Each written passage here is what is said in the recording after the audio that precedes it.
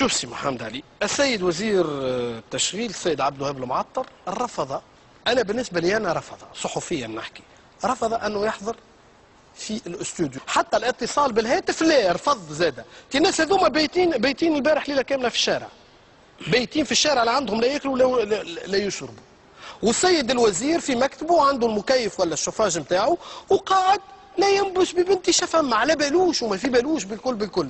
راهو يا سيدي الوزير، هاو نقولها لك من صحفي معناتها، من صحفي الى وزير، راهو المحقرانيه مش باهيه، ما تحقرناش، وجهت لك دعوه للحضور، تتفضل سيدي الوزير على الراس والعين. اذا كان ما تنجمش قل لي راهو ما نجمش، اما باش تحقر صحفيه من الصباح هذا واحد، وباش تحقر مواطنين من ولايه قفصه لا، وماهوش باهي وما يجيش. هز تليفون وكلمنا، ولا اذا كان ما نجمتش تكلمنا سيدي الوزير كلم الكتبه نتاعك اخويا تكلمنا، تو نروحوا تو نأجلوا معاهم الناس هذوما. واحنا جينا عن موعد سي عبد الوهاب واتفقنا، اما من بعد انه ما يصير حتى شيء وكانه وكان شيئا لم يكن، ما هوش معقول. على كل انا ايش باش نقول لهم الناس هذوما؟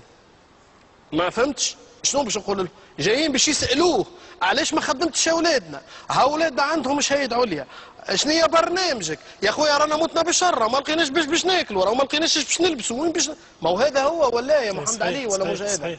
صحيح ما عندناش باش نداويه وامك مريضه معناتها الناس هذوما راهم ماهوش طالبين مزيه.